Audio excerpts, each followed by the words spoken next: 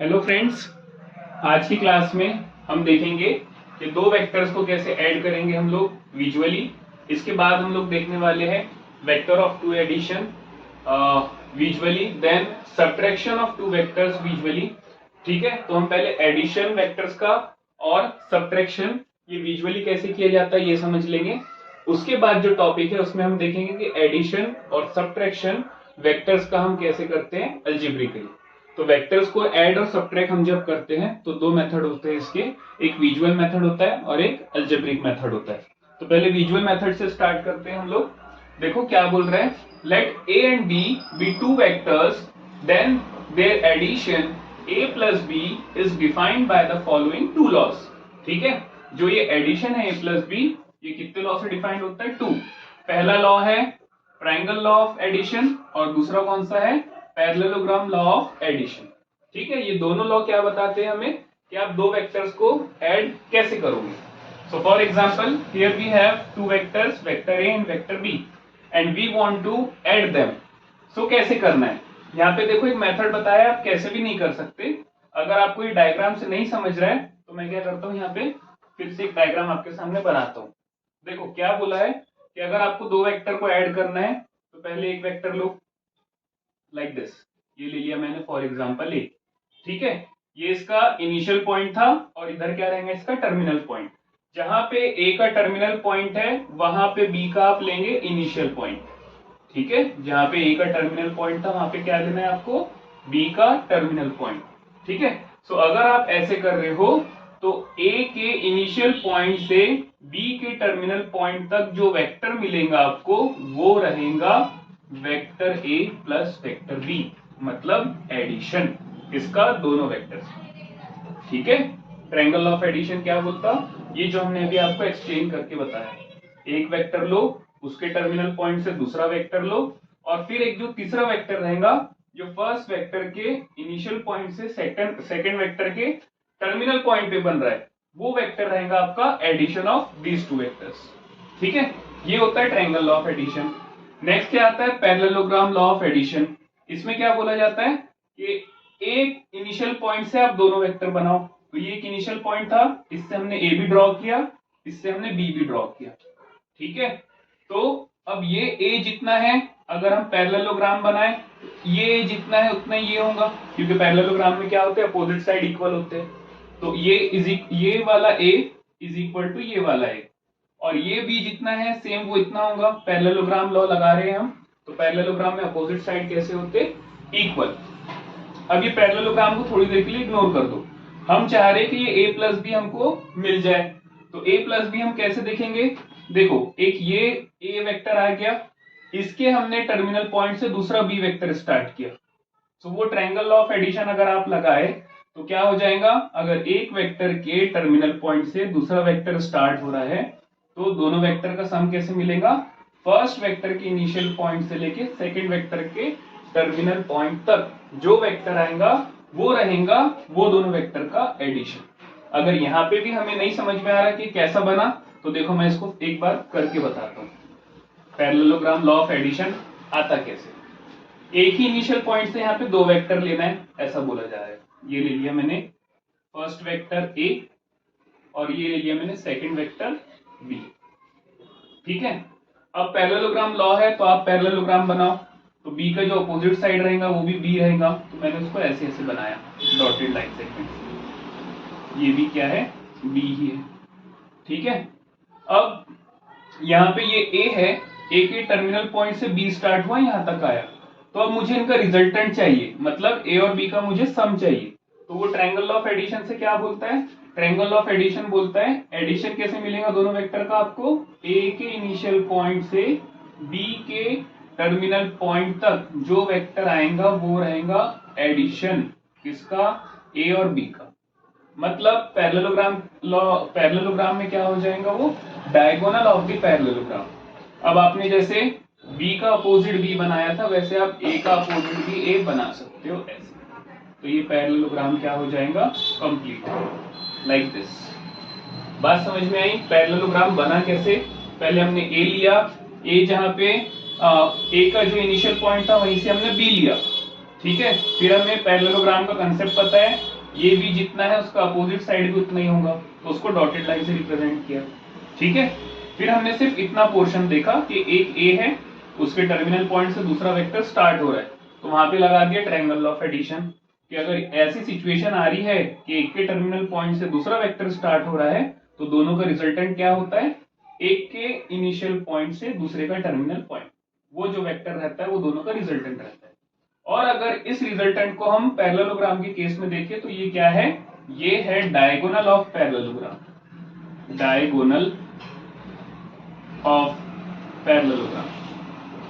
बात समझ में आई? तो ऐसे दो लॉज होते हैं जिनकी हेल्प से हम दो वेक्टर को विजुअली क्या कर सकते हैं, ऐड कर सकते हैं। ठीक है, नेक्स्ट हम देखते हैं कि हम विजुअली दो वेक्टर को सब्ट्रैक्ट कैसे करेंगे। तो अब हम लोग देखेंगे कि दो वेक्टर्स को सब्ट्रैक्ट कैसे किया जाता है। ठीक है, तो इसमें देखो, let a and b be two vectors, then their subtraction a minus b is defined by. ठीक है, सो दो वेक्टर का सब्ट्रैक्शन कैसे डिफाइंड होता है विजुअली, हम ये समझ लेते हैं। तो उससे पहले आप ये समझो कि अगर कोई वेक्टर हमारे पास है, फॉर एग्जांपल a, तो इस वेक्टर का नेगेटिव क्या होगा। ठीक है, क्योंकि यहाँ पे नेगेटिव ऑफ वेक्टर का कंसेप्ट आने वाला है, तो सबसे पहले तो ये पता रहना चाहिए कि किसी भी वेक्टर का नेगेटिव क्या होता है, नेगेटिव ऑफ अ वेक्टर। ठीक है, ये वेक्टर ए है, इसका आप नेगेटिव लेना चाहते हैं तो क्या हो जाएगा, सेम वेक्टर रहेगा बट उसका डायरेक्शन क्या हो जाएगा, अपोजिट, और उसके सामने क्या लग जाएगा, माइनस। ठीक है, नेगेटिव ऑफ अ वेक्टर क्या होता है, फॉर एग्जांपल कोई वेक्टर है जो लेफ्ट टू राइट जा रहा है, तो उसका नेगेटिव निकालना है आपको, तो कैसे निकलेगा, डायरेक्शन अपोजिट हो जाएगा और वो जो वेक्टर था उसके सामने क्या लगा दोगे आप, माइनस। ऐसे निकाला जाता है नेगेटिव। अब ऐसा क्यों बताया हमने, तो देखो, हमने एडिशन में देखा है, कोई अगर एक वेक्टर है इस टाइप से और इसकी टेल पे आप कोई वेक्टर ले रहे हो बी। ठीक है, सो ऑब्वियसली क्या हो जाएगा, अगर आपको नेगेटिव ऑफ बी चाहिए तो आप बी वेक्टर लोगे बट इसके अपोजिट डायरेक्शन में, ऐसे। ठीक है, तो ये जो नीचे वेक्टर आएगा ये आएगा माइनस ऑफ बी। अब ट्रायंगल ऑफ एडिशन क्या होता था वेक्टर का, अगर ऐसे दो वेक्टर्स है तो उनका रिजल्टेंट कैसे मिलता था, आप ये ऐसे ए के इनिशियल पॉइंट से बी के टर्मिनल पॉइंट पे एक वेक्टर ड्रॉ करते थे और वो होता था दोनों का सम। ठीक है, तो सब्ट्रैक्शन के लिए भी आप यही करेंगे, ए के इनिशियल पॉइंट से माइनस बी के टर्मिनल पॉइंट तक आप एक वेक्टर ड्रॉ करोगे और वो वेक्टर रहेगा ए और माइनस बी का सम। क्या रहेगा वो, ए और माइनस बी का सम। अब a प्लस माइनस बी, इसको कैसे लिख सकते हो आप, a माइनस बी। ठीक है, तो सब्ट्रैक्शन डिफाइन करना बहुत सिंपल है, a और b तो डिफाइन करो, b से आपको माइनस बी मिल जाएगा। सम का कंसेप्ट हमको पता है क्या होता था, a के इनिशियल पॉइंट से b के टर्मिनल तक जाओ तो हमें सम मिलेगा। सब्ट्रैक्शन का भी कंसेप्ट वही रहेगा, a के इनिशियल से b के माइनस बी के टर्मिनल पे जाएंगे तो आपको क्या मिल जाएगा, a और माइनस बी का सम मिल जाएगा। बट a और माइनस बी का सम क्या होता है, a और माइनस बी का सम होता है a माइनस बी।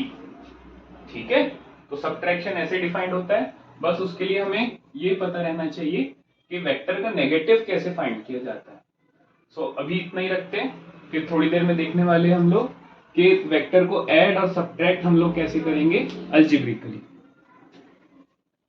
अब हम लोग देखेंगे कि दो वेक्टर्स को अलजेब्रिकली कैसे ऐड किया जाता है, बट उनको ऐड करने से पहले हमें ये पता होना चाहिए कि कोई भी वेक्टर एक्चुअली में दिखता कैसे है। ठीक है, तो इसके लिए हमें एक कंसेप्ट समझना पड़ेगा कि फॉर एग्जांपल हमने स्पेस में कोई या 3D में कोई पॉइंट कंसीडर किया P। ठीक है, तो वहां पे तीन एक्सिस होंगे, एक होगा x एक्सिस, दूसरा होगा y एक्सिस, तीसरा होगा z एक्सिस। तो उस पॉइंट के कोऑर्डिनेट्स क्या हो जाएंगे, x, y, z। ऑब्वियस है, जब हम ग्राफ पेपर पे कोई पॉइंट कंसीडर करते हैं तो वहां दो एक्सिस होते हैं, एक x और एक y, तो पॉइंट के कोऑर्डिनेट्स क्या बनते हैं, x और y। बट यहाँ पे हम लोग कहाँ जा रहे हैं, 3 डायमेंशनल स्पेस में जा रहे हैं, तो यहाँ पे हमारे पास एक एक्सिस बढ़ गया z एक्सिस, तो पॉइंट के कोऑर्डिनेट क्या होंगे, x, y, z। अब क्या चाहते हैं हम कि हम इस पॉइंट पे कैसा पहुंचे, तो कोऑर्डिनेट ज्योमेट्री भी कैसा था, गूगल मैप के जैसा कि भाई आप स्ट्रेट चलिए 2 किलोमीटर, फिर वहां से राइट टर्न लीजिए, फिर वहां से 5 किलोमीटर स्ट्रेट चलिए, ठीक है। तो 3D स्पेस में भी वैसे ही होगा। आप इस पॉइंट P तक पहुंचना चाहते हैं तो आप x एक्सिस के अलोंग कितना चलेंगे, फिर y एक्सिस के अलोंग कितना आप चलोगे, और z एक्सिस के अलोंग कितना चलोगे, ठीक है। अब यहाँ पे वेक्टर हम पढ़ रहे हैं तो कुछ कुछ चीजें ऐड हो जाती हैं, जैसे कि एक आई वेक्टर ऐड हो जाता है जो x एक्सिस के अलोंग लिया जाता है, और कितने उस पे लिया जाता है, ये 1 यूनिट पे। जैसे आप ये x एक्सिस है फॉर एग्जांपल, ठीक है, आप इस पे 1 यूनिट चले तो आपको वो कितना बताना पड़ेगा कि मैं इस पे यूनिट वेक्टर आई चला। यूनिट वेक्टर उसको इसलिए बोला गया क्योंकि उसका मैग्नीट्यूड 1 आता है, ठीक है।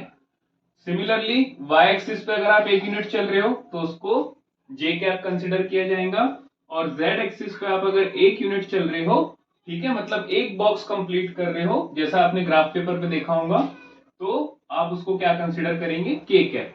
तो ये जो i कैप, j कैप और k कैप होते हैं, इन्हें बोला जाता है unit vectors.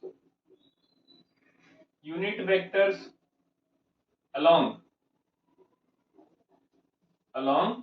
x axis, y axis and z axis, ठीक है। तो ये x एक्सिस, y एक्सिस और z एक्सिस के अलोंग 3 यूनिट वेक्टर होते हैं, जिनकी हेल्प से हम ये पता कर सकते हैं कि हम x एक्सिस, y एक्सिस और z एक्सिस के अलोंग कितना चलेंगे तो हमें पॉइंट P तक हम पहुंच सकते हैं, ठीक है।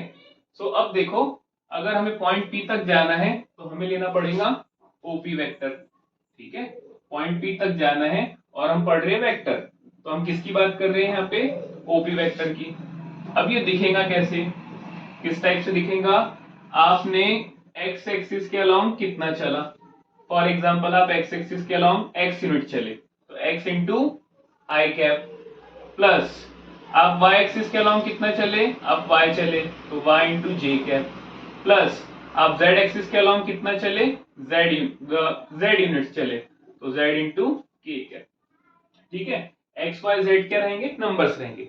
जैसा आप x एक्सिस के अलोंग 3 यूनिट्स चले तो 3 इंटू आई कैप, y के अलोंग 4 यूनिट्स चले तो 4 जे कैप, और z के अलोंग 5 यूनिट्स चले तो 5 के कैप, ठीक है। तो यहाँ पे हमारा ये एक्सप्लेन करने का ये रीजन है कि कोई भी वेक्टर पहले दिखता कैसे है ये समझ में आ जाए। अगर हमको पता है कि वो किस टाइप से दिखाई देता है तो हम उसको ऐड कर सकते हैं, हम उसको सब्ट्रैक्ट कर सकते हैं, ठीक है। हम उसको किसी पर्टिकुलर स्केलर से, किसी नंबर से मल्टीप्लाई भी कर सकते हैं।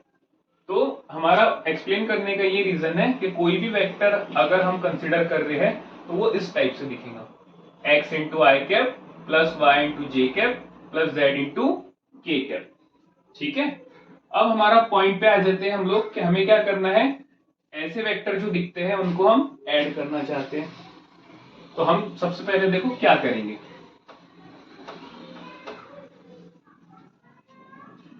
हम एक वेक्टर कंसीडर कर लेंगे इस टाइप का, क्योंकि 2 वेक्टर है तो हमें यहाँ पे x y z से बात नहीं बनेगी, हमें अलग अलग नंबर्स लेने पड़ेंगे। तो यहाँ पे ले लेते हैं a1 इंटू आई cap, b1 into j cap और c1 into k cap. a ले लिया, अब b ले लो, b ले लेंगे हम लोग a2 इंटू आई cap plus b2 into j cap plus C2 into k cap, ठीक है। अब हमें चाहिए एडिशन, तो एडिशन कैसे होता है ये देखो, a plus b is defined as, i तो दोनों में कॉमन निकल गया, ऐड क्या होंगे, सिर्फ जो नंबर है साथ में उनके वो, a1 plus a2 i cap, plus जे तो यहाँ से कॉमन निकल गया तो क्या ऐड होंगे, उनके साथ जो कोएफिशिएंट्स है उनके नंबर्स वो, into j cap, plus similarly यहाँ पे भी वैसे ही होगा C1 plus C2 into k cap, ठीक है। तो अगर वेक्टर इस टाइप से दिखाई दे रहे हैं तो आप उनको ऐड करो तो सिर्फ आई कैप, जे कैप और के कैप के जो कोएफिशिएंट्स है सिर्फ वही ऐड होते हैं। सिमिलरली फॉर सब्ट्रैक्शन, सब्ट्रैक्शन में भी ऐसे ही होगा, अगर आप दो वेक्टर है जो इस टाइप से दिख रहे हैं और आप उनको सब्ट्रैक्ट करना चाह रहे हो तो a1 माइनस a2 इंटू आई कैप हो जाएगा, plus b1 minus b2 into j cap हो जाएगा, plus c1 minus c2 into k cap हो जाएगा, ठीक है। तो ये है वेक्टर्स का एडिशन, और इसी में हमने आपको एक्सप्लेन किया सब्ट्रैक्शन कैसे होगा, ठीक है। अब आपको अगर एग्जांपल देना चाहे हम किसी वेक्टर की तो दे सकते हैं, जैसा कि for example -2i cap plus 5j cap plus 3k cap. ये होता है कोई भी एक वेक्टर जहाँ पे एक्स वाई जेड क्या है, एक्स है -2, वाई है 5 और जेड है 3। ठीक है, तो ये है एडिशन और सब्ट्रैक्शन दो वेक्टर का। अब एक बात और आ जाती है यहाँ पे जो हम इसी में एक्सप्लेन करते हैं आपको, कि हम किसी भी वेक्टर का स्केलर से मल्टीप्लीकेशन कैसे करते हैं। ठीक है, किसी भी वेक्टर का स्केलर से हम मल्टीप्लीकेशन कैसे करते हैं। तो फॉर एग्जांपल हमारे पास ये वेक्टर है, इसको हमने कंसीडर कर लिया ए। क्या है वो, x i cap plus y j cap plus z k cap. और इस वेक्टर को किसी स्केलर से किसी नंबर से मल्टीप्लाई करना चाह रहे हैं हम। फॉर एग्जांपल ले लो 2 से मैं इस वेक्टर को मल्टीप्लाई करना चाह रहा हूं, तो 2 into vector a is equal to 2 times x i cap plus y j cap plus z k cap. तो अब ये 2 जो है ना टर्म वाइज डिस्ट्रीब्यूट हो जाएगा, बहुत बेसिक सी प्रॉपर्टी है ये। तो ये हो जाएगा 2xi plus 2yj plus 2zk। ठीक है, तो इस तरीके से आप किसी भी नंबर से वेक्टर को मल्टीप्लाई कर सकते हो नंबर से। हाँ, अब अगर ये नंबर 0 है तो चलो नॉन जीरो नंबर में तो वो टर्म वाइज मल्टीप्लाई हो जा रहा है। अब फॉर एग्जांपल कंसीडर कर लो कि मैं 0 से मल्टीप्लाई कर रहा हूं वेक्टर ए को, तो इसका आंसर क्या आएगा, इसका आंसर आ जाएगा 0 वेक्टर, क्योंकि आप मल्टीप्लाई 0 से कर रहे हो। तो ये भी 0 हो जाएगा, ये भी 0 हो जाएगा, ये भी 0 हो जाएगा, तीनों टर्म 0 हो जाएंगे, तो बचेगा क्या, 0 वेक्टर। ठीक है, नेक्स्ट हम लोग देख लेते हैं कि दो वेक्टर्स का जो इक्वलिटी है वो कैसे डिफाइन होता है। एक तो मैग्नीट्यूड डायरेक्शन के सेंस में देख लेते हैं, और एक उनको जब हमारे पास एक्स आई प्लस वाई जे प्लस जेड के इस फॉर्म में वो वेक्टर दिए हैं, तो तब उनको इक्वल हम कैसे बोलेंगे, कैसे कहा जाएगा कि अगर आपके पास इस टाइप के दो वेक्टर है तो वो इक्वल है। ठीक है, तो वो हम समझ लेते हैं। अब हम लोग देख लेंगे कि दो वेक्टर की इक्विलिटी कैसे डिफाइन की जाती है। ठीक है, सो कंसीडर करो कि दो वेक्टर हैं, एक है वेक्टर ए, दूसरा है वेक्टर बी, और इनको हम इक्वल देखना चाहते हैं कि दोनों वेक्टर कौन सी कंडीशन में इक्वल होंगे। ठीक है, तो यहाँ पे दो वेज ले लेंगे हम लोग। एक देख लेंगे डायरेक्शन और मैग्नीट्यूड के सेंस में, और दूसरा देख लेंगे इनका अलजेब्रिक सेंस में। मतलब वो जो एक्स आई वाई जे जेड के हमने लिखा था उस टाइप में अगर दो वेक्टर दिए हैं तो उनको इक्वल कब बोलेंगे, और यहाँ पे डायरेक्शन मैग्नीट्यूड के सेंस में देख लेंगे कि उनको इक्वल कब बोलेंगे। ठीक है, तो अलजेब्रिक अलजेब्रिक अलजेब्रिक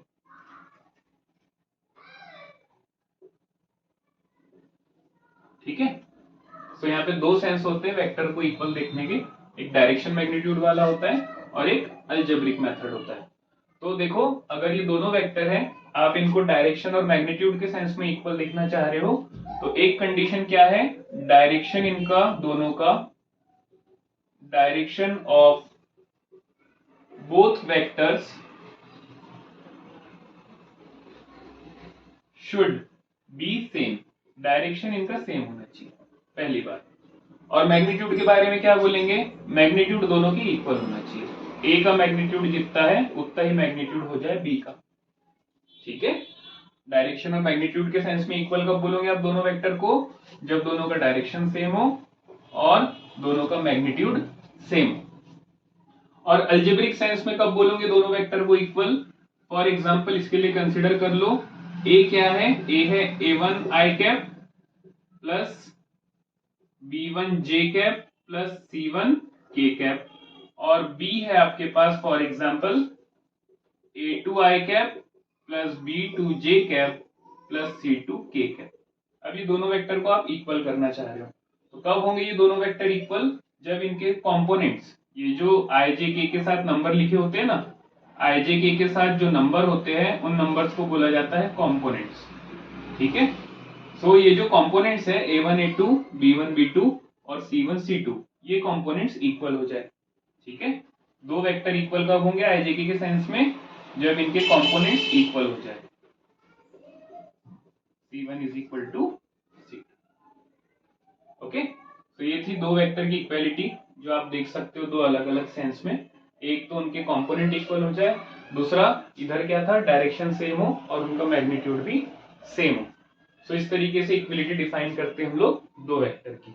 सो आज की क्लास में इतना ही रखते हैं, नेक्स्ट क्लास में मिलते हैं और आगे के नेक्स्ट टॉपिक के साथ। तब तक के लिए चैनल को लाइक करो, सब्सक्राइब करो और बेल आइकन को हिट करो।